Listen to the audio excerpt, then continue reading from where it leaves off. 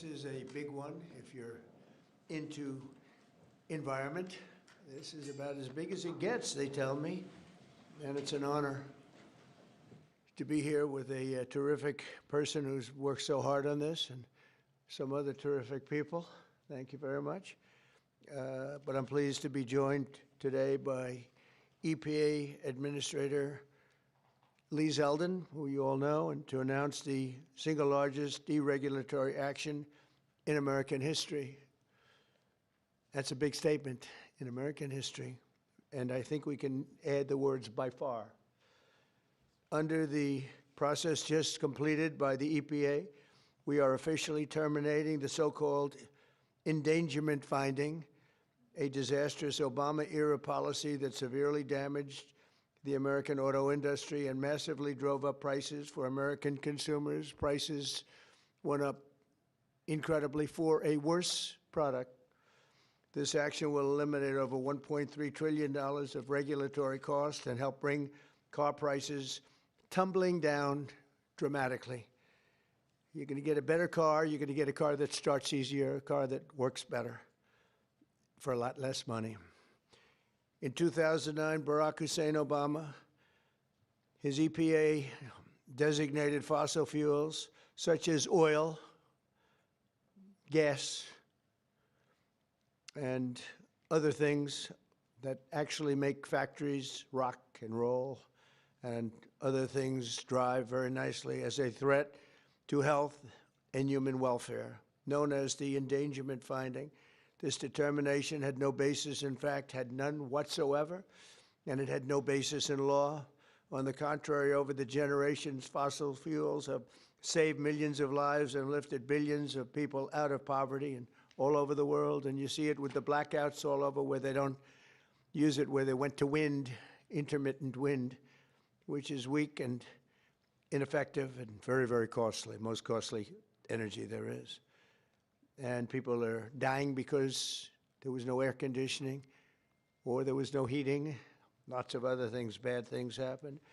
And yet this radical rule became the legal foundation for the Green New Scam, one of the greatest scams in history, probably as great, maybe even greater than Russia hoax, etc., which the Obama and Biden administration used to destroy countless jobs. And the jobs have been just decimated. Although they're all coming back because of tariffs, they're all coming back into our country at levels we've never seen before. But it raised prices and caused immense harm to the U.S. auto industry. We thought irreparable, but we've got them back. We're coming back now. I was in Detroit, as you know, with Ford, and they had one of the earliest plants from the early 1900s, and it was going to be closed down. And then when I won, they said, let's keep it open for a little while. Let's see what happens. And they just announced, as you know, they're going 24 hours around the clock with that same plant that was going to be closed because of what we've done. For example, under the endangerment finding, they forced the hated start-stop feature onto American consumers, which unnecessarily shuts off a car's engine when you stop at a red light. In other words, the engine goes off. That's great. The endangerment finding was also used to impose the massive and really very expensive electric vehicle mandate, expensive in the sense that nobody wanted it. Everybody was going to be forced to buy an electric car in a very short period of time, even though you can't power the car because we would have had to spend $5 trillion on power stations. That's all dead, gone, over. These crippling restrictions were a major factor in driving up car prices to unprecedented levels, and the car that you were getting was not nearly as good. In 4 years under the Biden administration, the price of a new and used car rose more than 22%, all to facilitate the Green New Scam without achieving any meaningful impact on the environment, but making the car worse. That is why, effective immediately, we are repealing the ridiculous endangerment finding and terminating all additional green emission standards imposed unnecessarily on vehicle models and engines between 2012 and 2027 and beyond. This action will save American consumers trillions of dollars and will lower the average cost of a new vehicle by close to $3,000. Think of that. During my campaign, I promised to cut 10 old regulations for every new regulation. And we've exceeded that. We've instead done it, 10 regulations. We were able to cut 129. So now we cut 129. So think of that. I promised to cut 10 old regulations for every new one, but we did more than 10. We did 129. It's something. Nobody can even believe it. So we did a lot of regulation cutting in the first administration, a record, nobody even close to it now. We're actually exceeding it in this administration. The biggest one yet that we've done is happening right now. So perhaps no industry has benefited more from our historic deregulation campaign than the U.S. auto industry. We canceled the EPA's absurd, just totally absurd, tailpipe emission standards, which was a disaster for automobile manufacturing, and revoked Biden's emissions waiver that would have allowed California to regulate automobiles for the entire nation. And they're crazy out in California. They have nothing but trouble out there, as you know. That's why people are leaving in record numbers. I also ended Joe Biden's extreme CAFE emission standards, saving the average American consumer much more than $1,000 when they buy a new car. But now we're talking about close to $3,000. These regulation cuts, combined with our tax cuts and tariffs, are the reason why the world's largest automakers have announced that they're going to be spending in excess of $100 billion in the United States in the next very short period of time, building new auto plants. We're bringing our auto plants, assembly plants, and factories roaring back to life, not even mentioning AI and all of the other things. We're building thousands of businesses in the United States. And if you remember, on my first day, they said if I could ever get the Dow up to 50,000 in my last year, in other words, in the fourth year, that it would be an unbelievable miracle. But don't worry about it, because it'll never happen, they said. And if I could get the S&P up to 7,000, they said, in the fourth year, they said it will never happen. Let's not even talk about it. I have things. Let's not even waste our time talking about it. Well, at the very end of my first year, the Dow hit 50,000. Now it's over 50,000. And 3 days before that, the S&P hit 7,000. So we didn't have to wait till the end of the fourth year. We just waited till the end of the first year. We've never had a country in a position like this, and a lot of it's due to tariffs, and a lot of it's due to the fact that we had a great election, and a lot of good things have been done. One of the good things I did was put Lee Zeldin in charge of our environment. So I'm going to ask Lee to say a few words. Thank you very much. Thank you, Mr. President. This is a big deal. Under President Trump's leadership today, the Trump EPA has finalized the single largest act of deregulation in the history of the United States of America. Referred to by some as the holy grail of federal regulatory overreach, the 2009 Obama EPA endangerment finding is now eliminated. This action will save American taxpayers over $1.3 trillion. What that means is lower prices, more choices, and an end of heavy-handed climate policies. With today's announcement, American families will save over $2,400 for a new vehicle. 16 years ago, an ideological crusade within the Obama administration set off the most costly regulatory power grab our country has ever experienced. The 2009 Obama EPA endangerment finding led to trillions of dollars in regulations that strangled entire sectors of the United States economy, including the American auto industry. It claimed new powers over the vehicles we drive, even though the best reading of the Clean Air Act clearly states otherwise. The Obama and Biden administrations used it to steamroll into existence a left-wing wish list of costly climate policies, electric vehicle mandates, and other requirements that assaulted consumer choice and affordability. And who paid the biggest price? Hardworking families, small businesses, millions of Americans who just want a reliable, affordable car to get to work, take their kids to school, or go to church on Sunday. The endangerment finding and the regulations that were based on it didn't just regulate emissions. It regulated and targeted the American dream. And now the endangerment finding is hereby eliminated, as well as all greenhouse gas emission standards that followed. The red tape has been cut. Manufacturers will no longer be burdened by measuring, compiling, or reporting greenhouse gas emissions for vehicles and engines. And the forced transition to electric vehicles is eliminated. No longer will automakers be pressured to shift their fleets towards electric vehicles, vehicles that are still sitting unsold on dealer lots all across America. And as a cherry on top, we are ending the federal government's push to get manufacturers to install that Obama switch, the almost universally despised start-stop feature. There will be no more climate participation trophies awarded to manufacturers for making Americans' cars die at every red light and stop sign. It's over, done, finished. Under President Trump's leadership, vehicle manufacturers can once again build what Americans want, not what politicians and bureaucrats in Washington demand.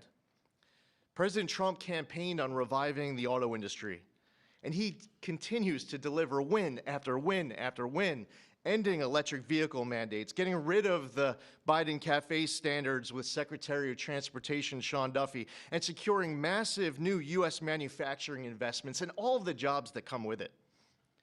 Affordable cars mean opportunity. That means jobs, healthcare, education, and mobility, especially for working families and rural Americans who rely on their vehicles every single day. And this isn't just about making the American economy boom. It's also about restoring the rule of law, a fundamental principle of our great republic. For years, unelected bureaucrats twisted the Clean Air Act into something it was never meant to be.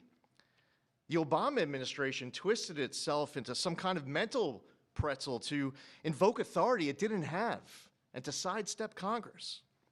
They claimed that 6 greenhouse gas emissions from vehicles, some of which aren't even emitted from vehicles and trucks, contribute some amount above zero to global climate change, what they said endangered public health. But their wild web of mental leaps isn't prescribed in federal statute.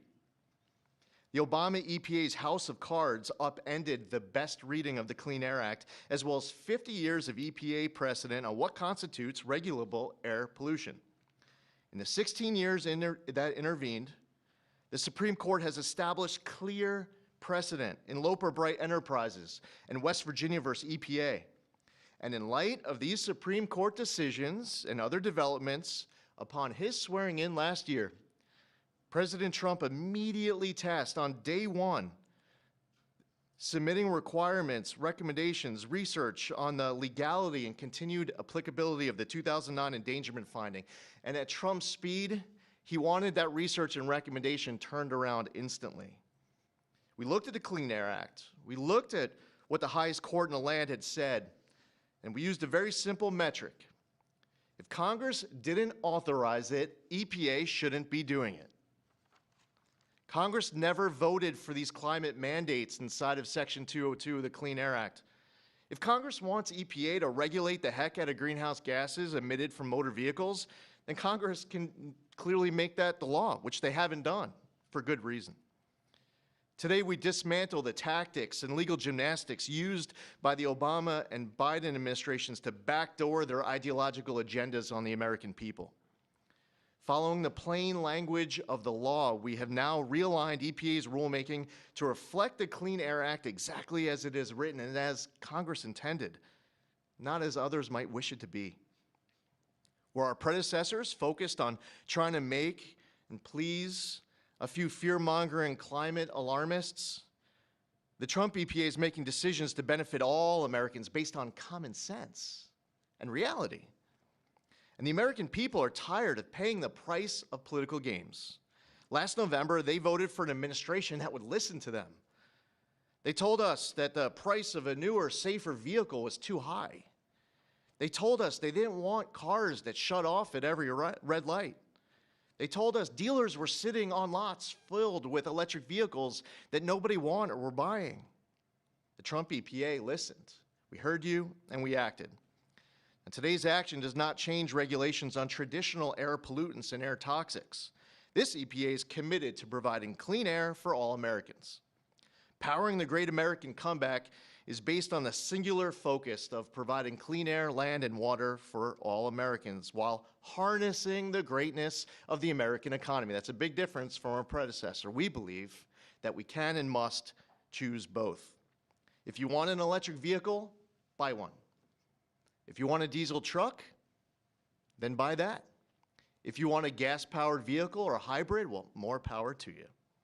That's what freedom and choice look like. We're restoring the rule of law, we're grounding policy in reality, we're giving power back to the American people. And we're bringing back the American dream stronger than ever before.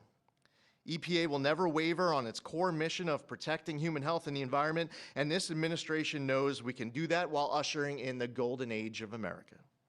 To recap, the 2009 Obama EPA endangerment finding and all greenhouse gas emission standards on light, medium, and heavy-duty vehicles that followed is eliminated.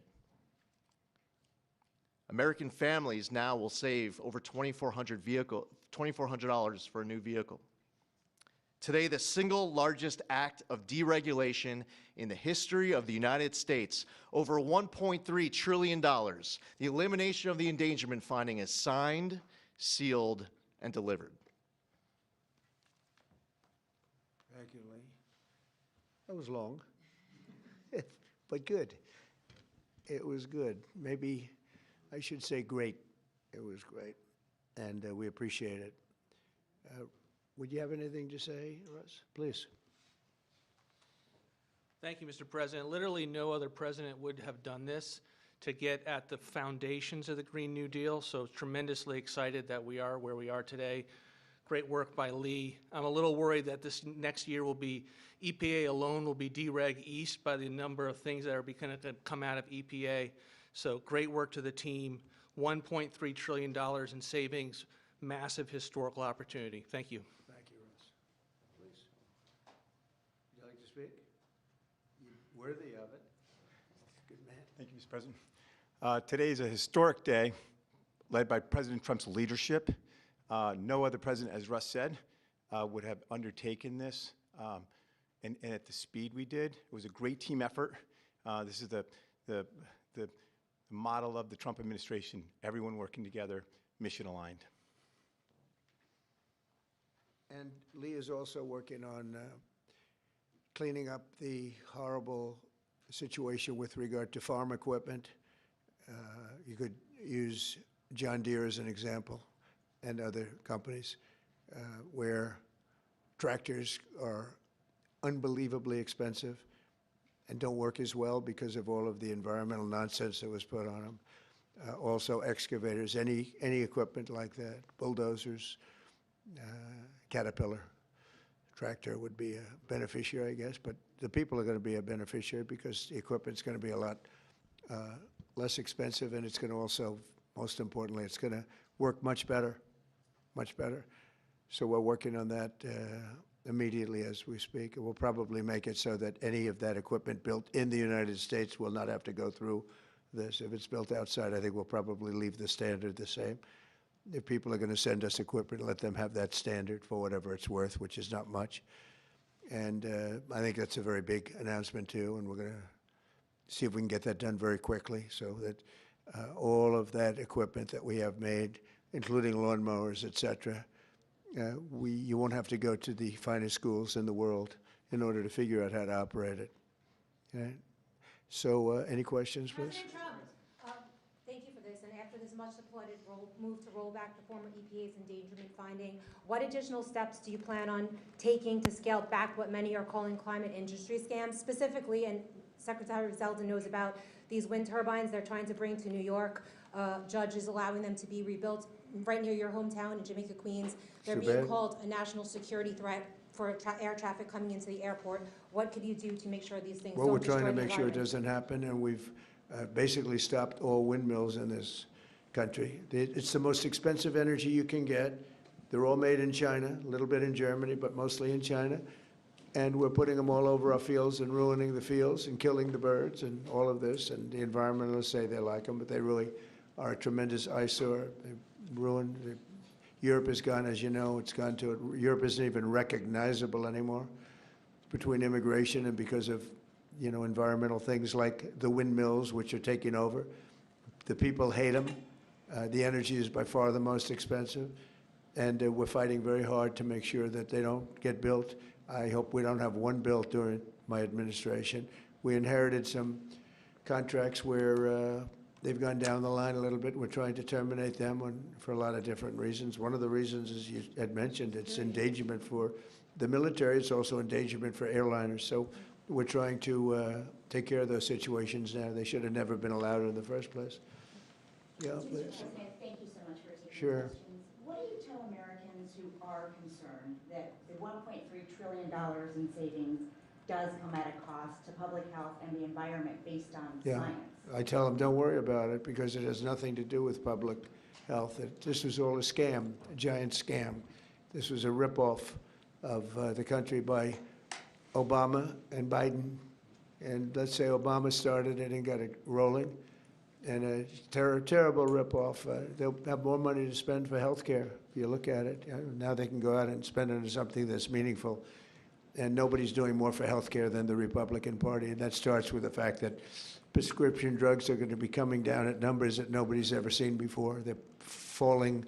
You know, we were paying the highest prices in the world by far, sometimes by 10 times more than other countries. Now we're going to be paying whatever the lowest price is anywhere in the world. We're going to be paying that. It's called favored nations, most favored nations. And I think it's the biggest thing to happen in this world, the world of medicine, prescription drugs, ever. There's never been anything like it. You know, if, like in my third year, first term, I actually got prices down 1/4 or 1/8%, and I was so proud of myself because they were like that for years and years. And since, under Biden, they went up very, very substantially. And now they're coming down by, depending on, you could say 500, 600, 700%, depending on the way you want to, or you could say 80%. It doesn't matter. They're coming down by numbers that nobody ever thought possible. I got it all done, and I got it all approved, and all of the countries all over the world are going to pay more. They've agreed to pay more because of tariffs. I said, if you don't do it, we're going to have to tariff you, and they've all agreed to do it. Otherwise, they would have never done it. That was why no president has ever been able to get it done. Please. Yeah, Mr. President, you took more than 600 deregulatory actions in your first year here. Coming from the business world, you know how unnecessary red tape can hinder business expansion, investment expansion. Given the magnitude of this announcement here today and the deregulatory action you took in your first year, how much economic growth can we expect to see as your term progresses? It's a great question. I think that it'll be enormous. Who knows really what the number is, but I can tell you in terms of economic growth, we have $18 trillion being invested in this country right now, the most ever of any country by far, not even close. Think of it, no matter where, not just here.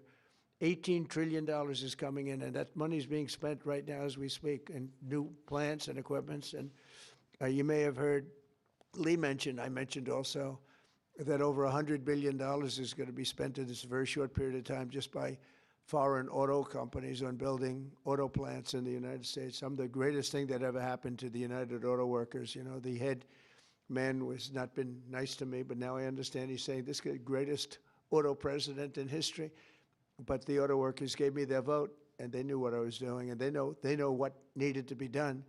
The tariffs saved them, but this is now taken it to a level that I think, Lee, that nobody ever thought even possible. They thought this was, nobody would have the courage to do it. We have to have the courage to do it because we're making America great again. This is a big factor in making our country great. If you look at some of these cars, they didn't even work. They had computers all over the place trying to save a half an ounce of fuel. We have fuel for the next 500 to 1,000 years under our feet, and they're trying like hell to save a half an ounce of fuel. The whole thing is just crazy. Please, go ahead, please. Mr. President, is climate cooperation with China no longer in America's interest? And could you please confirm that you are going to visit China the first week of April? Yeah, I'll be What would you visiting like to- President Xi in April. Look forward to it. He's coming here later in the year, and I look very much forward to it. No, our relationship with China is very good right now, and this is, not relevant too much having to do with China, what we're announcing today. But no, my relationship with President Xi is very good. Yes? Mr. President, following your meeting with Prime Minister Netanyahu yesterday, has your thinking changed at all as it relates to these negotiations with Iran, we have or to the make a deal. timeline with Iran? We have to make a deal, otherwise it's going to be very traumatic. Very traumatic. I don't want that to happen, but we have to make a deal. They should have made a deal the first time, and they got Midnight Hammer instead.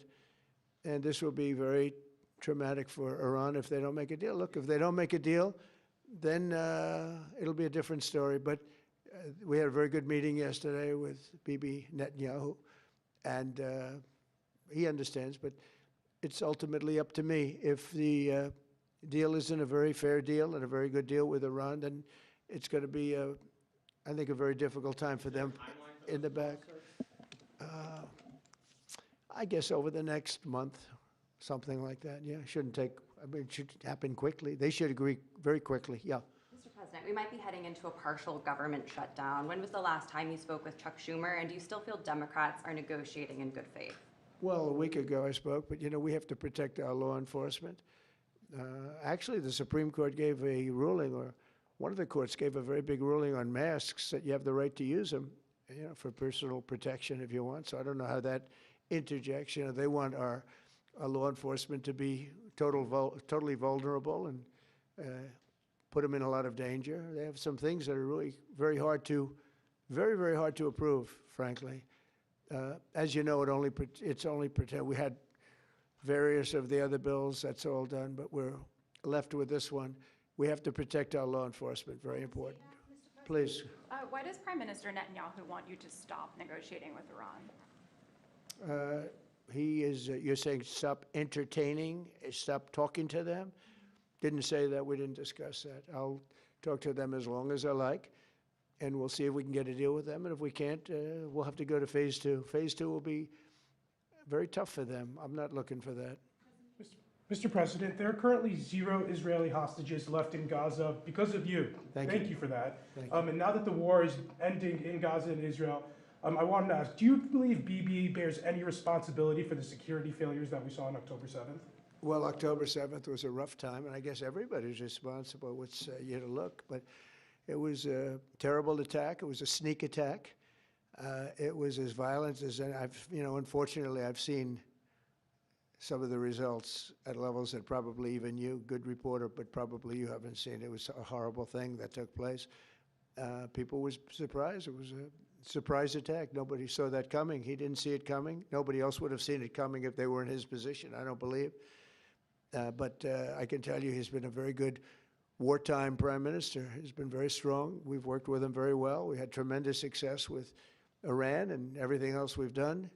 And he really has been. He's been, extraordinary as far as a wartime prime minister. Not easy. And, you have a president that refuses to give him a pardon. I think that man should be ashamed of himself. A pardon over this trial that's going on. The president of Israel, the primary power he's got is the power to give pardons. And he's not, he said he's given it 5 different times, but he doesn't want to do it because I guess he loses his power. I think the people of Israel should really shame him. He's disgraceful for not giving it. He should give it. But Bibi's been a great wartime prime minister, and I've been the best friend to Israel I think that they've ever had. A lot of people say beyond presidents that they've ever had, and we will continue to be. Yes, ma'am. On the SAVE Act, Mr. President, voter ID polls very well nationally. Even the majority of Democrat voters want it. Right. So why do you think Senate Democrats are resisting the SAVE Act, and what is your strategy and realistic pathway to getting the SAVE Act passed to ensure free and fair elections for the next generation? It's such a great question. I appreciate it, actually, because it's called the Save America Act. We've changed the name. It's the Save America Act, and the Democrats are against it. I heard one of them say, we will stop the Save America Act. No, we're trying to save America. And it has to do with largely voting. And basically, it's got 3 very simple points. It's got voter ID, photo ID, but voter ID with a photo, right? It's got the confirmation of U.S. citizenship. You have to be a citizen. So you have a vote, you have an ID. That's about a 99% one, and I think 90% with Democrats. Then you have confirmation U.S. citizenship. That's about a 99% one with Republicans, about 86% with Democrats, except Democrat politicians because they cheat on elections. And then you have no mail-in ballots. And there would be no mail-in ballots, very important. You know, we're the only country in the world that does a system like we do. We're the only country in the world that has mail-in ballots. The way we do this is unbelievable. It guarantees cheating. So it's no mail-in ballots with the exception of disability, illness, military, or if you're traveling, you can get an exemption. You know, if you happen to be out of the country for a good reason, you can have an exemption. So with exceptions, it's no mail-in ballots, and that will assure the security of our crooked elections. We have crooked elections, yeah. Mr. President, have you fired or disciplined that staffer who posted the video from your account that included the Obamas? No, I haven't. That was a video on, as you know, voter fraud, and fairly long video, and they had a little piece and had to do with the Lion King. It's been very well, it's been shown all over the place long before that was posted. But that was a very strong, and I'm sure you saw it, a very strong piece on voter fraud. And the piece that you're talking about was all over the place many times, I believe for years. Yeah, please. Mr. President, were you aware that Secretary of Commerce visited Epstein's Island, and do you continue to have? No, I wasn't aware of it. No, I didn't. I actually haven't spoken to him about it. I wasn't. But from what I hear, he was there with his wife and children. And I guess in some cases, some people were. I wasn't. I was never there. Somebody will someday say that. I was never there. Yeah, please. This announcement that you made today, Mr. President, comes on the heels of a January jobs report that smashed industry expectations. Smashed all records. And a big feature of that was you reprivatizing the economy, an economy that was bloated with federal employment under the previous president. What's your message to Americans following this jobs report that smashed industry expectations? Is this just a sign that the best is yet to come? Thank you. The jobs report's amazing in certain ways because we have tremendously fewer federal employees, way down. And now I could have left them and added to what we did, and we would have had almost 100% employment. I could have gotten a great kick out of the fact that we're 100% employed, but we got rid of tremendous numbers of federal workers, and they hated me for it. Now they love me because most of them have gotten jobs in the private sector for 2 and 3 times more money than they were being paid by the federal government. We had some jobs where you had 10 workers for one job. 10 workers for a job that one person should be doing.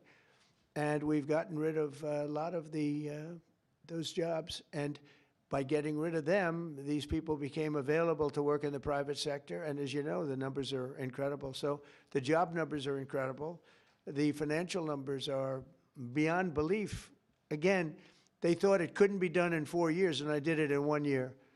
And the numbers you're going to see is these, I don't know if you notice also construction numbers, the jobs for construction workers. You know why? Because they're building plants all over the United States, that's why. And when these plants open in a year from now, some sooner, some a little bit later, but when these auto plants, AI plants, and thousands of other types of plants, when they open over the next period of a year, year and a half, you're going to see numbers like we've never seen before in this country. Thank you very much, everybody. Thank you. Thank you. Thank you, Mr. President.